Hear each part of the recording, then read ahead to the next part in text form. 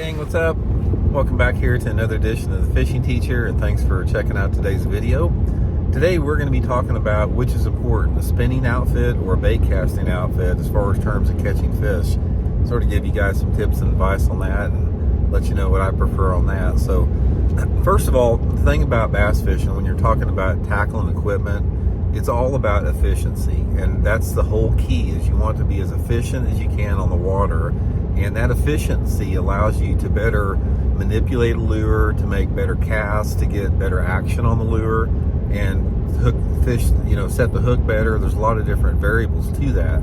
So when you're talking about bait casters versus spinning tackle, a lot of it depends on the type of water that you're fishing as far as which, outfit is going to dictate by the technique. In general, most of the time, if you're fishing more clear water situations, you're going to be fishing spinning tackle more, lighter line. If you're fishing more, shallow water, bigger baits, power fishing, you're going to be fishing a bait casting outfit.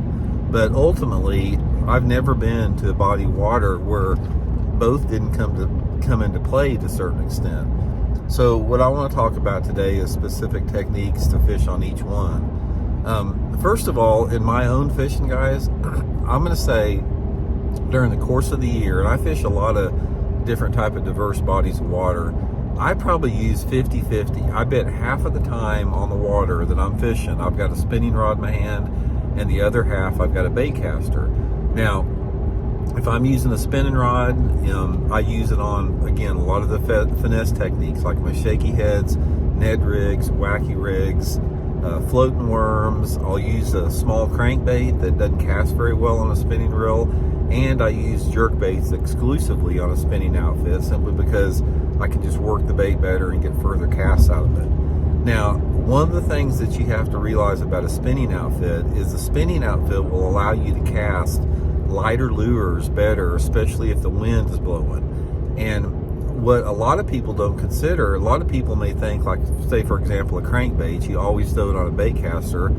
If I'm fishing a crankbait, even if it weighs like 3/4 of an ounce, and if that crankbait, maybe I've got to make longer casts with it and get it down deeper with lighter line, a lot of times I'll go to a spinning outfit on a lure that a lot of people would use on a bait caster, simply because I can cast it further and I can get it deeper with lighter line. Now, the thing about a spinning outfit, guys, is you can always go up to a heavier power. Like if, you can go up to like a 7.5 foot spinning rod that's got like a medium heavy action on it. And a lot of those sometimes are just as stiff as a bait caster, but the spinning rod application will allow you to use that lighter line and be a little bit more efficient. So again, don't get locked in onto thinking you have to use one or the other. Use whatever the conditions dictate. Now, as far as bait casters go, it's always best to use your heavier lures on a bait caster, or techniques that you need more power presentation. So, your pitching and flipping is always with the bait caster, because you can use heavier line, you got, more power behind it.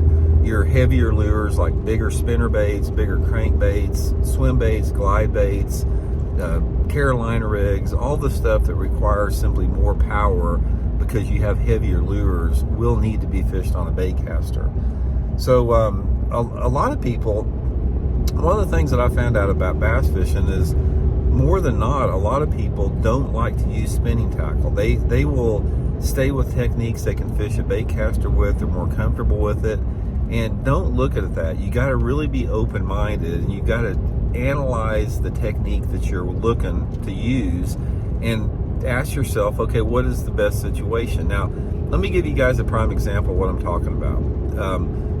Most of you guys that are watching the channel know what a wiggle wart crankbait is. A wiggle wart is just like it's like an average size crankbait. It weighs about, the average weight as a crankbait. I'm going to guess it probably weighs, 3/8 of an ounce, something like that. Just an average size crankbait that 95% of the people or more probably fish on a bait caster. I was at a tournament down at Beaver Lake, and Beaver Lake is a good wiggle wart lake. It's got clear water, and I found out these fish were a little bit deeper than what I could get to them on a wiggle wart with my traditional bait cast outfit with 12-pound test line. That's what, like, most people would fish a wiggle wart on.